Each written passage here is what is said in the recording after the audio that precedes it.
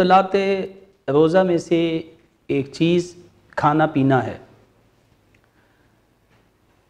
खाना पीना उस वक्त रोज़े को बातिल कर देता है कि जब इंसान अमदन कोई चीज़ खा पी ले। अगर मिसाल के तौर पे एक इंसान जो है वो भूले से कोई चीज़ खा लेता है, चाहे वो चीज़ हलाल हो या चाहे वो कोई चीज़ हराम हो, अगर भूले से किसी भी चीज़ को वो खा लेता है, मिसाल के तौर पे आम रूटीन में अगर वो खाना भी खा ले और बाद में उसे याद आए कि उसका रोज़ा था, तो ऐसी सूरत में उसका रोज़ा सही होगा। तो आमदी सूरत में खाने पीने से रोज़ा बातिल होता है, लेकिन भूले से या गैर आमदी तौर पर खाने पीने से रोज़ा बातिल नहीं होता।